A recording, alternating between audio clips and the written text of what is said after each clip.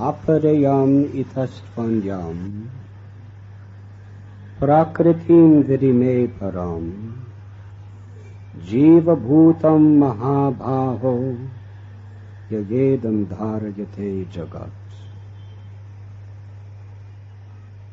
Besides this inferior nature, O mighty-armed Arjuna, there is a superior energy of mind, which are all living entities who are struggling with material nature and are sustaining the universe.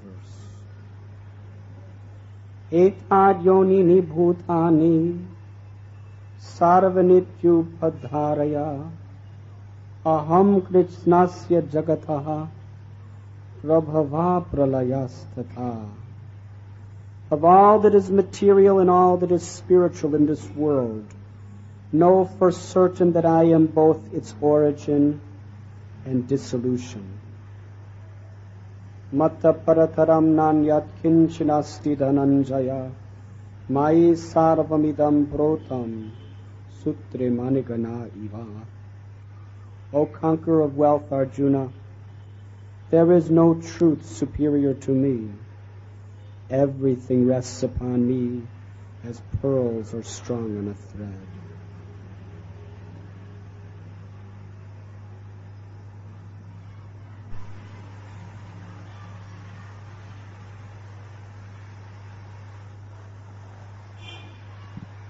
We are reading this evening from the 7th chapter of Bhagavad Gita, which is entitled Knowledge of the Absolute. In this chapter, Lord Sri Krishna has explained the constituents of material energy. He is explaining that He is the one supreme source of everything that exists. Aham sarvasya prabhavo matta sarvam pravartate iti matva bhajante mam buddha bhava samandita. That of all spiritual and material worlds, everything is emanating from me. The wise who know this perfectly engage in my loving service and worship me with all their hearts. Krishna explains that this material energy is endlessly mutable. Dukalayam ashashvatam. Therefore, essentially, the real pleasure, the real joy that every soul is seeking can never be found in this world. Because the pleasures that are derived between the senses and their objects are temporary. Yehi samsparashaja bhoga dhuka jona evate atyantavanta konteya nathe sudamate buddha. That an intelligent person knows that all material pleasures have a beginning and an end. And ultimately, when they end, they create a miserable situation. Frustration, sorrow, great loss. This world is full of so many complications. And the more we try to be happy in this world, the more we become implicated in these complications. Prahlad Maharaj explains in the Srimad Bhagavatam a simple formula of being happy in this world. Simply stop trying to be happy in this world, and then you'll be relieved of all sorrows. But it is impossible to simply stop trying to be happy in this world. The Brahma Sutra explains Ananda Mayobhyashat, that the soul by nature is Satchit Ananda, and it is always seeking that Ananda, that bliss, that ecstatic joy, which is its constitutional nature. But when we are misidentifying ourselves with this body, we are trying to find the ecstatic, unlimited joy of the soul through the interactions between the body and the sense objects. and we become frustrated. Therefore, Krishna says in Gita, Param Drisva Nivaratate, that we can give up these pursuits for the temporary pleasures of worldly life by experiencing the higher place, the higher pleasure of spiritual joy, spiritual illumination. And that comes, according to Padma Purana, Sarvapadiva Nirmuktam Tatparat Vena Nirmalam Rishikena Rishikesha Sevanam Bhaktar Uchyate, by engaging the same senses that are now causing us so much bondage in the service of the Lord of the senses, Rishikesh. Through this process, our senses, our mind becomes purified, and the pure, joyful light of the soul shines through our every aspect of life. This is the goal and purpose of spiritual life, to simply cleanse and purify our consciousness so that the true natural qualities of our spiritual nature are manifested within our life. Krishna is explaining that there are three natures. There is the superior spiritual nature, there is the inferior material nature, and there is the marginal nature. The Atma is this marginal nature, or energy of the Lord, which is between the material and the spiritual.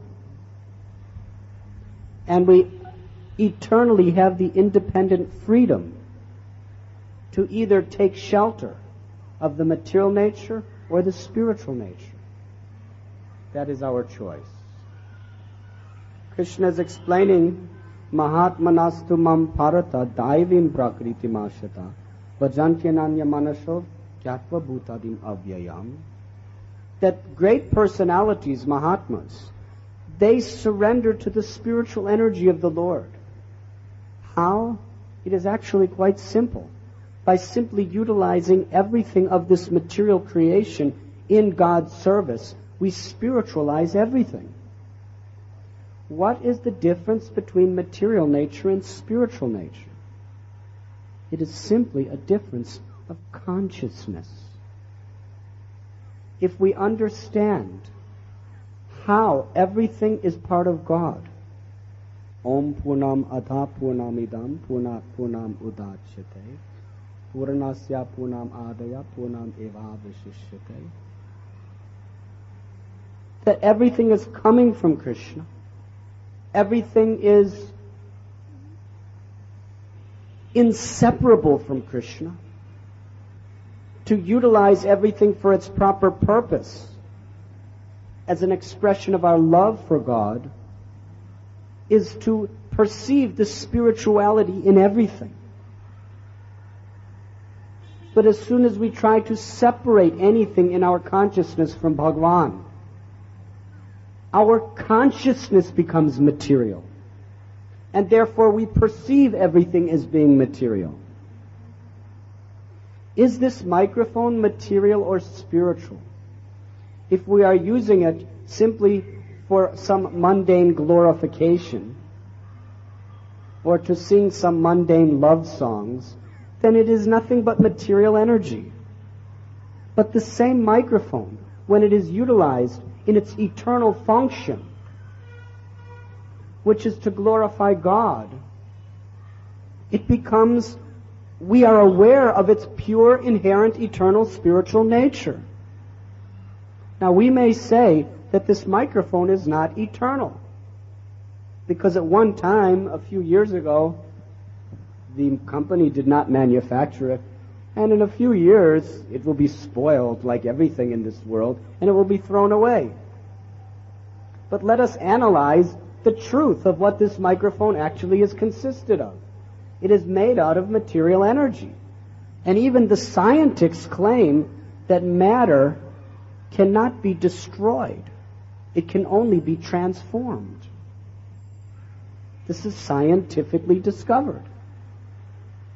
This is what Krishna has been saying 5,000 years ago, and great rishis have been saying for millions of years.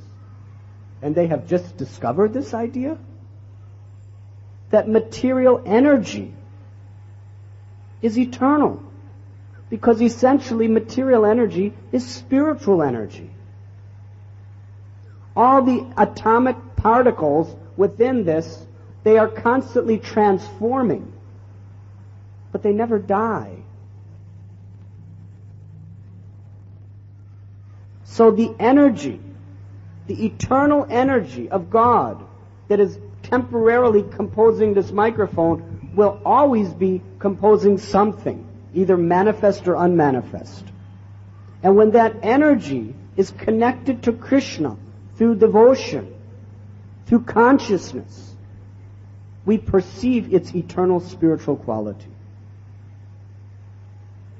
But, due to ignorance, when we identify this energy with the illusion that I am this body,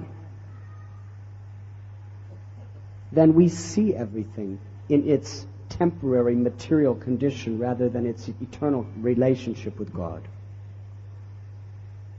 Therefore, this transformation of consciousness is the greatest necessity in human life.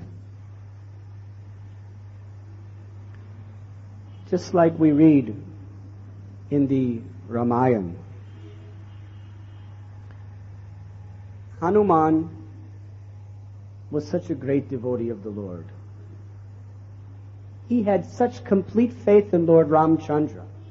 He had such invincible enthusiasm to just utilize everything in Ramchandra's service that he just didn't consider anything except Ram. And therefore nothing was impossible for him. When it was time to jump across the Indian Ocean to Sri Lanka, he didn't even consider whether it was possible or not. He only considered one thing: Ram wants it done, it must be done. And he jumped. And when he was in Sri Lanka, you know the story, how he destroyed the Ashoka Grove of Ravana. After giving the ring of Sri Ram to Mother Sita and satisfying her heart and pacifying her mind, he felt that I have done my job. But a good servant always wants to go beyond the call of duty. Let me destroy this grove, Ashok trees. And he just began, the most beautiful, precious part of Ravana's whole kingdom was this Ashoka garden. Can you imagine? His whole kingdom was made out of gold. Today, if we have a little gold ring, or wealthy people here in India, at the time of a wedding, they buy all kinds of gold for the bride, and she can hardly walk. There's so much gold on her. She's actually suffering, but people are saying, oh, very nice. It's not actually very nice. It's tremendous austerity. And then they have to get all kinds of guards and security to guard her from people killing her and stealing all her gold. And this is considered very nice. It's hot, and you're carrying all this burden all over you, and you're afraid somebody's going to steal it, and there's people protecting you. And this is considered joyful, happiness. Huh? And how much gold can cover your body? We spend crores of rupees just to cover one woman's body with gold. Ravana covered his entire city with gold. We cannot calculate the amount of wealth he had. But he was still miserable, because whatever you have, you always want something else. Huh? He had conquered the heavenly planets, and he had stolen the most beautiful women, the Apsaras, to be his own brides. They would dance for him. They would do anything for him. And he had such prestige, he literally conquered Indra. It's very prestigious for a warrior to conquer Indra. and so much wealth, so much fame, so much power. He had millions upon millions of servants that would do anything he said.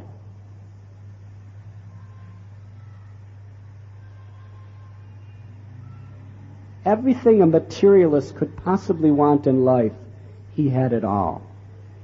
But one thing he didn't have: peace of mind. He was miserable. He was always wondering, why is it I have a city made out of gold, I have fame, I have power, I have all kinds of beautiful women to enjoy, if I have everything my tongue wants to eat, they cook it for me at any time of the day. And he was still miserable. And when he heard about Sita, that's the reason. If only I had Sita, then I'll be happy. Krishna says in Gita that kama, or material desire, it is like fire. It blazes. The more you have, the bigger and hungrier the fire of the senses and mind becomes. And Ravana's own wife, Mandodari, she was so beautiful, and she was so faithful and chaste to this demon. She was everything a man could want. She was actually a great personality. Can you imagine living with Ravana? She did it. She kept telling him, just be satisfied with what you have. And Vibhishan and his other well-wishers were telling him, Ravana, just be satisfied with what you have. But he couldn't. It was not possible.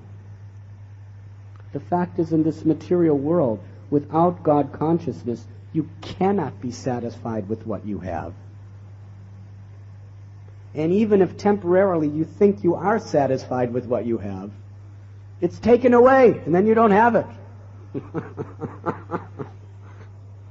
So what is the use of this material existence? Working harder and harder and harder and harder for some big empire, for some luxuries, for some comforts. Ravana had an entire city made out of gold, and his palace made the heavenly mansions look like where the squatters are living here in Bombay. This is to the degree, because he took everything from there. Still he was not satisfied. If only I had Sita, I will be happy. This is material consciousness.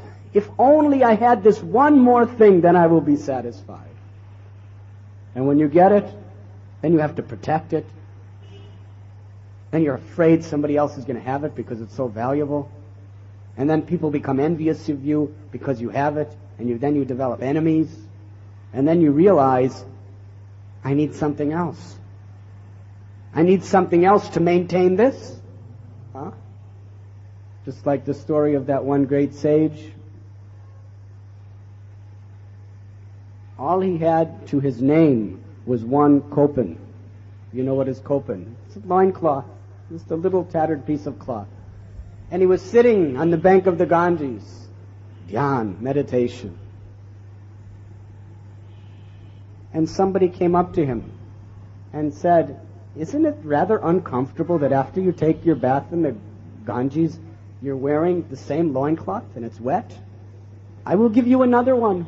You will have a change. He said, oh, yes, actually, that's good sense.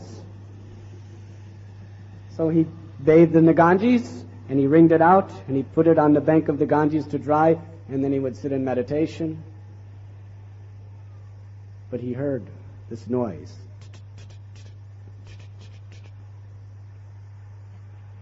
It was a rat. Actually, not a rat, it was a mouse. And this little mouse was eating his loincloth. And he'd push it away. Yeah.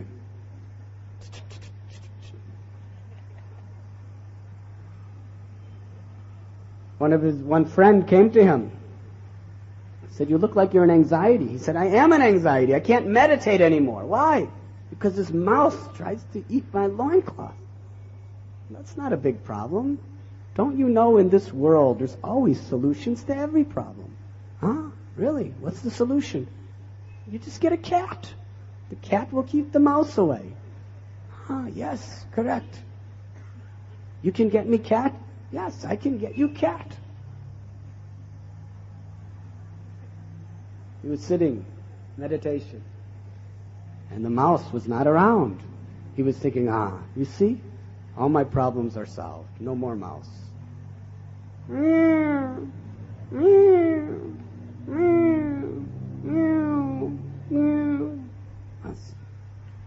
It's the cat.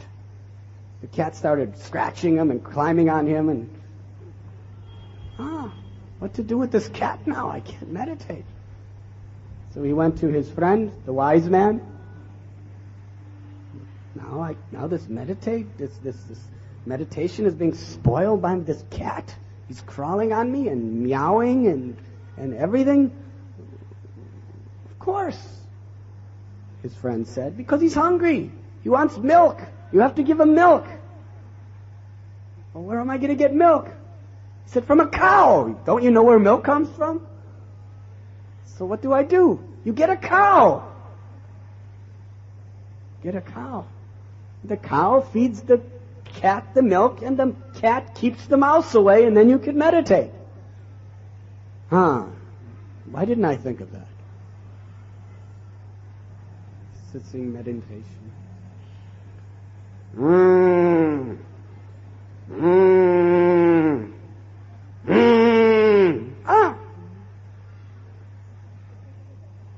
Why this cow is making so much noise?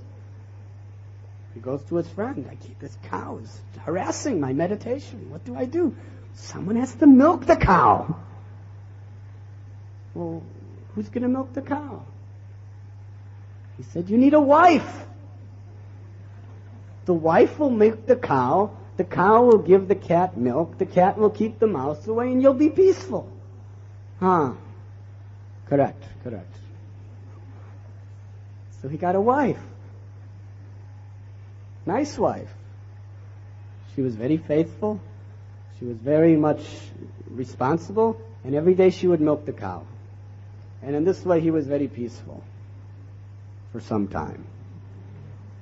Then one day, you lazy bum, why don't you get a job? Do you expect me to milk this cow living on the bank of the river for the rest of my life? You should supply me a house. You should give me some nice saris, some nice jewelry. What do you think your in-laws are going to think about all this? Get a job. Do something with your life. And he got a job. And he had no time for meditation.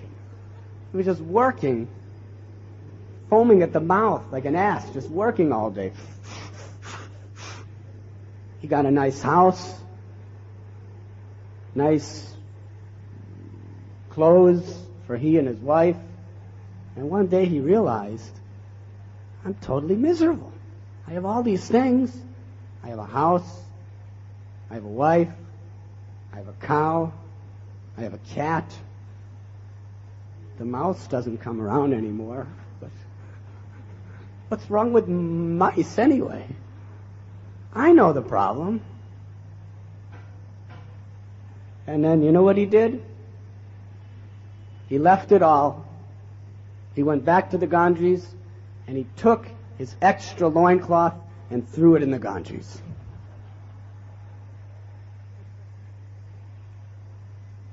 Then he could sit in meditation very nice. So this is a simple story, but it has a great message.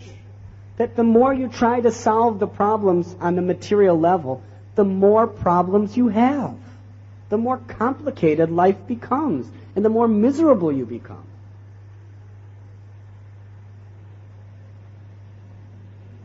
Simplicity is the basis by which we can have peace of mind. Simple living, high thinking. This is a society of simple thinking and high living. Ravana, he was the embodiment of the material aspirations that are in the hearts of every one of us. The fact is that Ravana is living in all of us. What was Ravana's consciousness? To enjoy Sita. Who was Sita? The goddess of fortune. Sita is the consort of Ram. But we can understand that goddess of fortune means all fortune in this world is the expansion of Sita.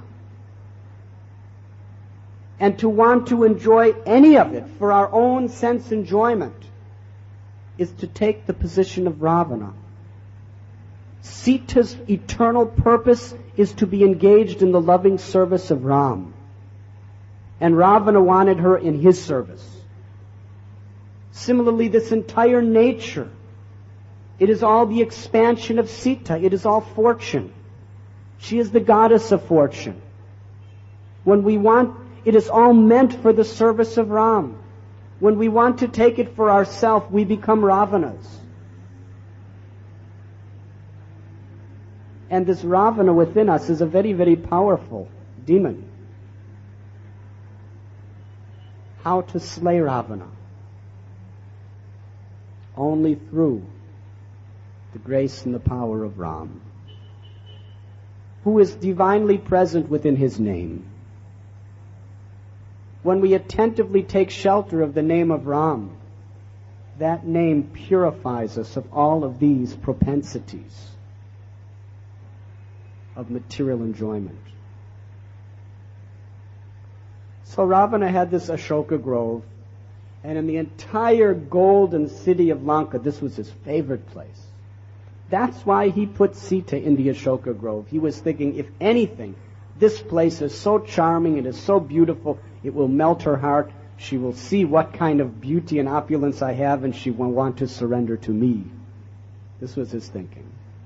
But of course, Sita remained very chaste. And Hanuman, you know these sadhus, that's the way they are. They'll get you right where it hurts. Huh?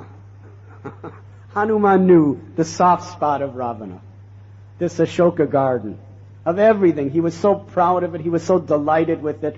Therefore, I will destroy it. So he just started tearing down the trees and breaking down the palaces and destroying the temples. And Ravana started sending so many Rakshasas. And ultimately Indrajit captured Hanumanji and put him on trial. Ravana wanted to kill him. Vibhishan said, no. He is the messenger of your enemy. You cannot kill him. It's against Kshatriya codes. So Ravana said, all right, I will humiliate him. Monkeys are proud of their tails. Light his tail on fire. This is a wonderful story. They lit Hanumanji's tail on fire.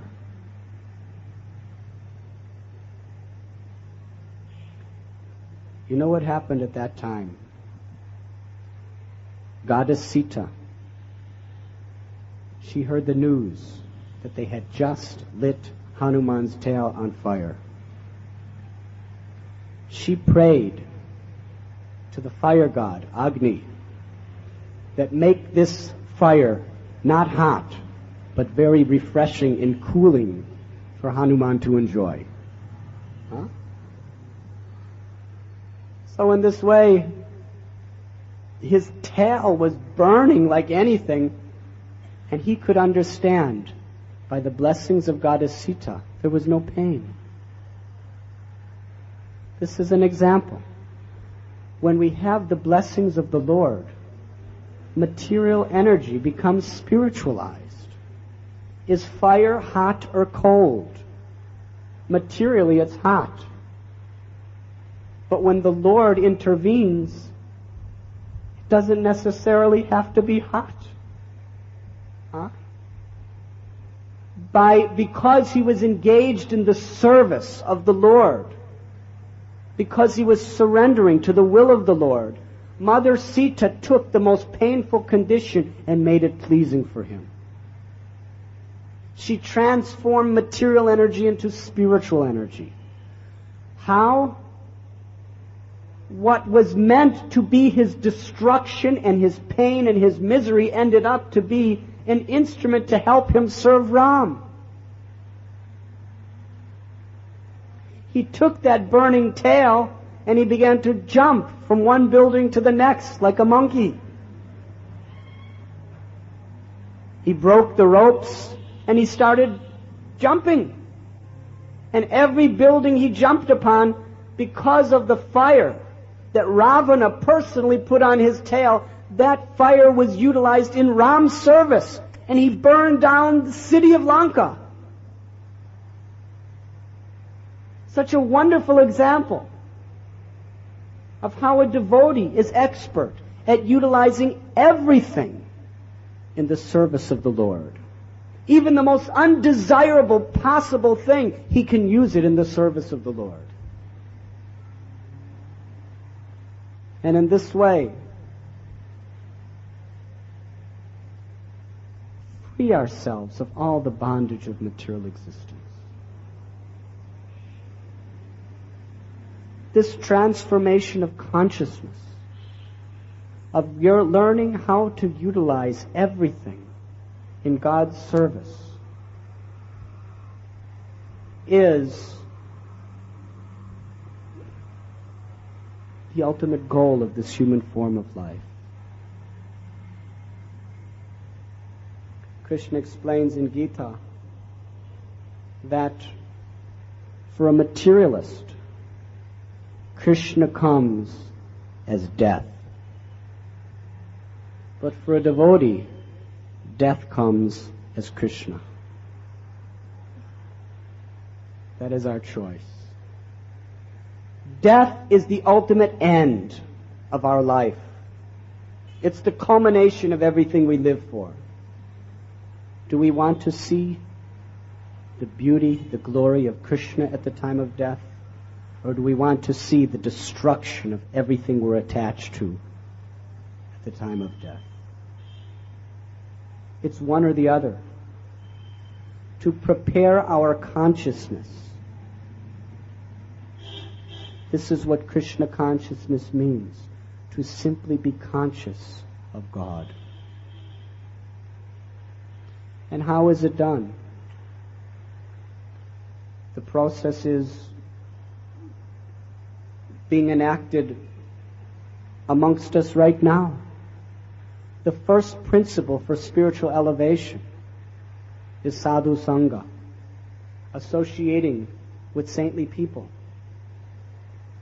And there are so many saintly people here today. What does it mean to be a saintly person? It means to have the desire to purify your heart, to put God first in your life, to hear the glories of the Lord in the association of devotees is the first and most important principle for our spiritual purification. But it must be done regularly.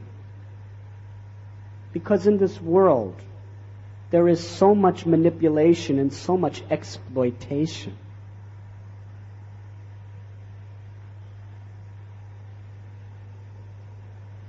I was just speaking to a young lady today. She was deciding whether she should become an actress. Told her, be very careful. Because I'm from America, where I know all these types of people. And how people try to exploit you. The most famous, the most highly paid of all singers, musicians in America. In order to become famous, it's not a question of talent. It's a question of connections. Some of the most talented people are unheard of.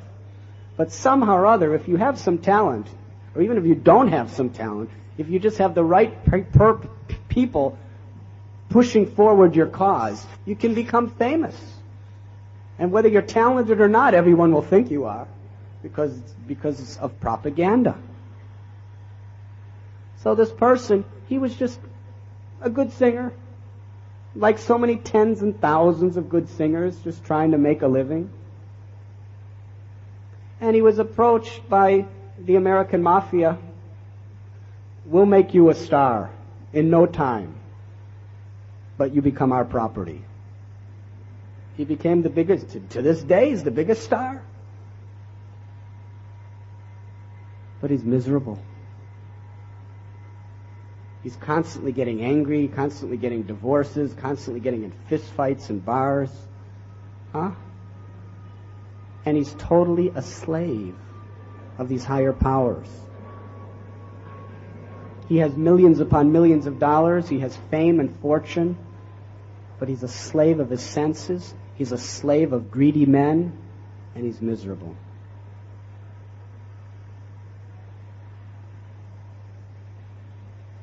So what is the use? This is material nature. Therefore, to neutralize the effects of all people who are trying to exploit us and manipulate us in this world, we must keep the association of saintly people who are truly our well-wishers, who do not want anything of us or from us. They simply want to give us God's love. They simply want to share the innermost parts of their hearts with us. Tonight we are all sitting together to chant the holy names, to dance, to hear the glories of the Lord, to hear about the ultimate purpose of life, to hear about the true virtues that we should be striving for. How important this is, especially for our children. Can you understand what I'm saying? Yes? You can understand? Haribo. Spiritual life is simple for the simple and complicated for the complicated. Because these little children, they're simple. They don't have big vocabulary, but they understand what we're saying. Yes, Hanuman was a great devotee, and Ravana was a demon. I want to be like Hanuman. That's all, right? One was using everything in God's service. One was using everything for their own greedy purposes. Do you want to be Ravana or Hanuman? Say it loudly. Haribo. They understand the goal of life. So simple. Sitting in the association of devotees, hearing the glories of the Lord, is the true satisfaction of the soul. Taking prasad together, we should do this regularly. It should be the first priority of our life. And then we should take that inspiration with us to our homes. And every day, we should sanctify our consciousness by chanting the name of God, by reading the Bhagavat, the Ramayana, the Bhagavad Gita, by living purely, and by learning how to spiritualize all of this world through consciously remembering God. The process of bhakti is the process by which we can spiritualize our bodies. We say that this body is a lump of ignorance. But as long as we're thinking we're this body, it is a lump of ignorance. But as we realize that we are the eternal soul living within this body, and this body is a vehicle to serve God, the body is no longer a lump of ignorance. The body is a divine instrument for God's glorification. It's pure, it's spiritual.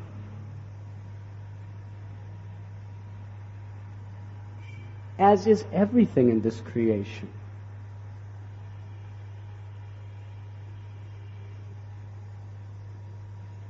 Haribo. So this is our humble request. Try to very seriously understand the difference between spiritual life and material life. try to understand by remembering God and utilizing everything in God's service, we can become free, we can become liberated from all the clutches of suffering. Do not be duped. Do not be cheated by the propaganda of this world that the more you have, the happier you'll become. It is a lie. It is a lie that 99% of the population is falling for, and they're being cheated. At the end of their life, they simply have to look back and say, what have I accomplished? What have I done? It's all gone.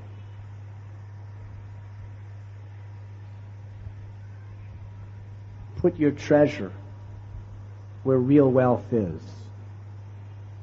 in the development and the purification of our consciousness. This is where real satisfaction and peace can be found. Thank you very much.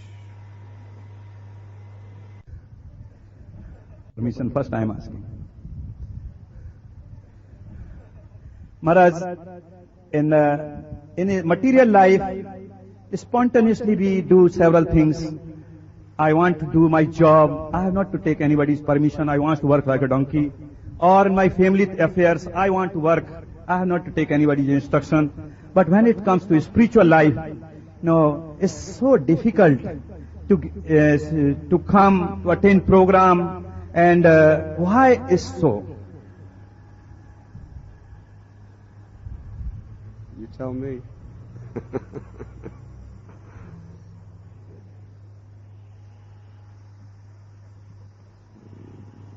Why is it so difficult to come to this program?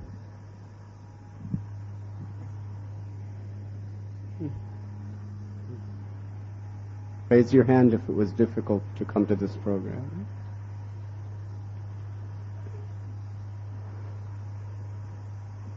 The nature of a conditioned soul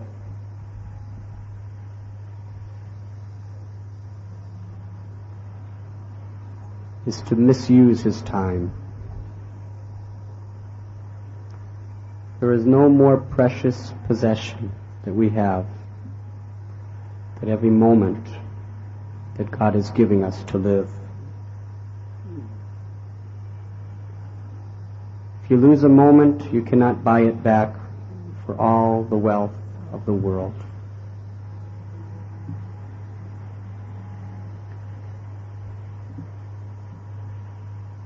How we utilize our time, how we invest each moment of our life is the most important consideration a man or woman should ask.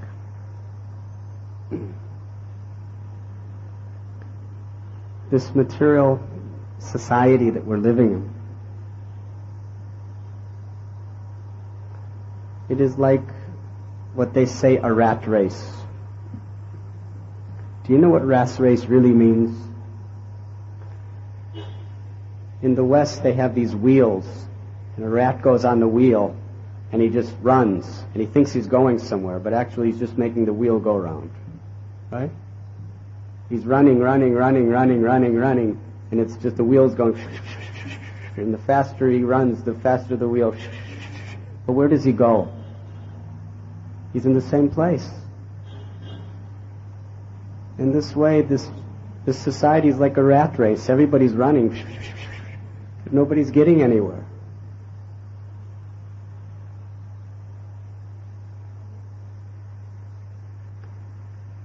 Therefore, the greatest tragedy, the Vishnu Purana explains, Sahanisthan Mahachidram Somoha Sacha Vibhrama. This means the greatest misfortune, the greatest tragedy in all of creation is to waste a valuable moment without utilizing it for God consciousness. But we become so foolish. We become so caught up in everything else that we simply do not have time for spiritual life. Just like Srila Prabhupada, when he was in Montreal in 1968, he explained this. He said, we are asking them, chant, chant, chant, and they are saying, can't, can't, can't. I don't have time.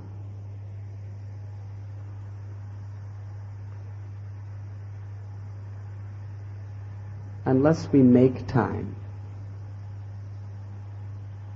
we are cheating ourselves of the real gift of this human form of life. It should be our first priority. As parents, our first priority should be to show our children how interested we are in spiritual life. And what better way is there than this? What do you think, children? When your parents are here, does that help you want to love Krishna? More than anything? See? It's the first duty we have to our children, is to bring them to such wonderful events. It's the first duty to God within our heart. You know, just a few decades ago, right here in India, this was natural for everybody. Our Guru Maharaj used to tell us that when he was young, in every town, in every village, people would work hard during the day. They would come home, they would eat a little prasad, and everyone would gather together to have kirtan, to hear Ramayana, Mahabharata, Srimad Bhagavatam. The entire village would always come together every evening for this purpose, to chant the holy names together and to hear the narration from Ramayana or Bhagavatam. And when sadhus would come, the whole village would come together to hear them speak the Ramayana or the Bhagavatam or the Gita, and they would have kirtan. And then they would go home and they would dream about Krishna, naturally. This is the culture of Bharatvarsha. This is the culture that makes India great. People come from the West not to see ambassador motor cars or to see people living on the streets. They come because they know this is the highest spiritual place in the world. It has the deepest, greatest spiritual heritage. This is the fiber which the remnants of this fiber is the only thing left that's keeping India cohesive. There was a Russian diplomat of the Communist Party who was an ardent atheist. He was living in Calcutta for 10 years. And when he was about to leave, he was being transferred back to Russia. His final comment, from the sincere bottom of his heart, he said, after being in this country of India and seeing how incredibly disorganized it is compared to anywhere else in the world, my conclusion is the only way this country can survive is there must be a God. He said, I have been convinced of the existence of God, and I have become God conscious just by living here and seeing all of this. There's no other way it can keep going unless there's a God. This was his realization. But actually, the culture of your forefathers is a culture of God-centered living. What we are doing tonight, this is what practically the entire population of India was doing every night of the year. They would work, they would live simple, they would work hard, they would come, they would bring their families, they would take prasad together, they would all come to an assembly hall or to a garden or to some place, and they would all meet, they would hear the Shastra, they would hear Krishna Katha, they would have kirtan, they would take prasad, they would go to sleep thinking of Krishna. They would wake up, they would take their bath, they would chant the name of Krishna, they'd have a nice kirtan with their family, they'd go to work. This is the culture of Bharatvarsha. But now, where has it gone? We don't have time. We work till 10, 11, 12 o'clock at night, trying more and more money. We don't have time for these things. Or we're so frustrated with our work, we go home and what has replaced the satsang of the sadhus? The television. We go home and we turn on the television, and everyone in the family just sits like this.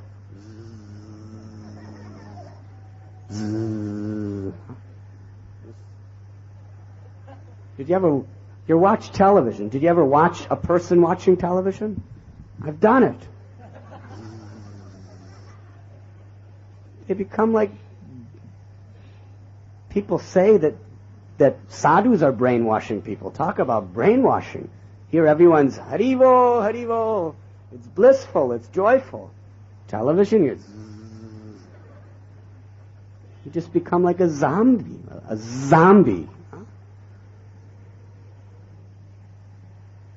You're just being programmed. Just to, all your creativity, everything is just drained out into this television tube. And there's no interaction with anyone. Why families are so impersonal and falling to pieces? Because their form of entertainment is not to interact in a loving way. It's just to sit and everybody's individually just... You can't have a loving relationship with a glass tube. But tonight we see people are smiling with one another, they're laughing with one another, they're dancing with one another, they're singing God's names with one another. It's blissful, it's joyful, it brings unity and love amongst ourselves, and it purifies our heart and brings us closer to God.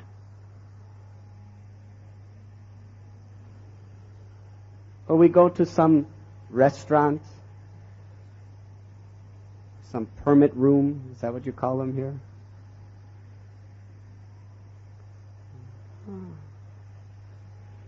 The joy of the soul is to come together to glorify God.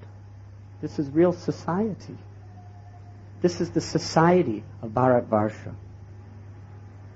Why should we import the society of materialistic cultures where 75% of marriages become divorced within 3 years?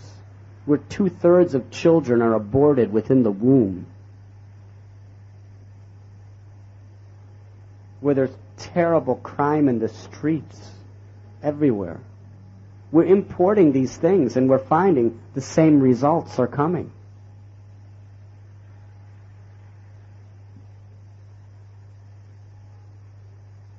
There is a great necessity to make time to associate with devotees and to spiritualize your lives. Traditionally, what we are doing tonight is an everyday affair.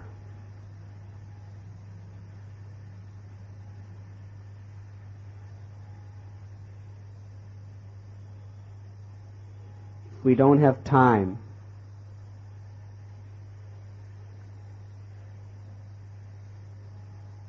If you don't have time for Krishna, then Krishna will not have time for you.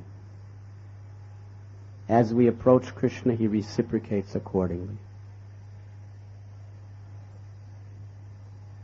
We have to establish our priorities, and we have to live by them.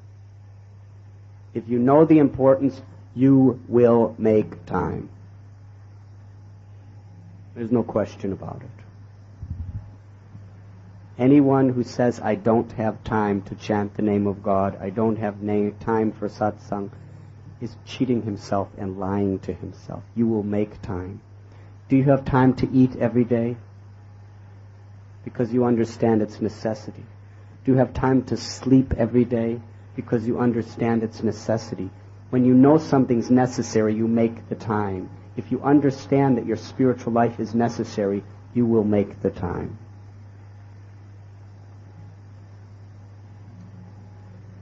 Is there any other questions?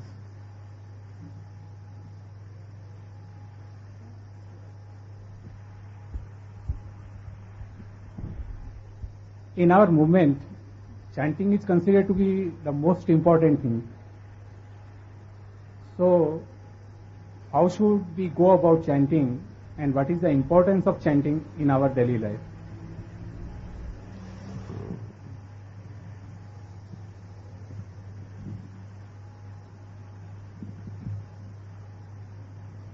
The chanting of the holy name is declared in the Shastra to be the Yuga Dharma. Kalera dosha nide rajan asti heka mahan guna kirtanad eva krishnasya mukta sangha parambrajay. This age called Kali Yuga is an ocean of faults. Manda sumanda matayo. It is explained that people in this age have very little inclination towards spirituality. They're very attached to material life and sense objects. They're very lazy spiritually. Very aggressive for other things, but lazy spiritually. Therefore, in this age, there's one benediction, that anyone, simply by chanting God's name, can attain the supreme perfection of life. The perfection of liberation. And how to chant? Like these children? We should chant like a child, crying out for our mother. When a baby cries for its mother, the baby is in fixed attention, trying to get the attention of the mother. When a baby is chanting, a baby is trying to create a sense of urgency. That mother, it's urgent, I need you now. It can't wait. This is how our consciousness should be when we call out the names of Krishna. Like a baby crying for its mother. No other shelter. No other dependence on anyone else except my mother. Only she could save me. Hare Krishna, Krishna Krishna, Hare Hare. Hare Ram, Ram Ram.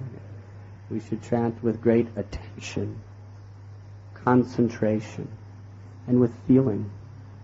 And we should chant regularly, like medicine, not just whimsically whenever we feel like it. We should have a time of the day specifically set aside where I just sit and do nothing but chant the holy name of God. And then throughout the day, any time we could call out the name of God. But one time should be exclusively for only that.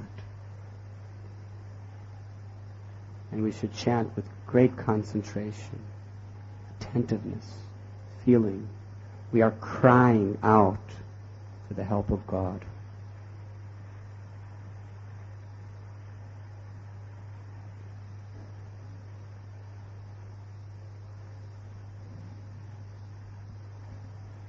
I could see that many of you are now crying out for the help of God in the form of prasad, because I'm taking such a long time with all my long words that your stomachs are like little babies crying out for Krishna in the form of prasad.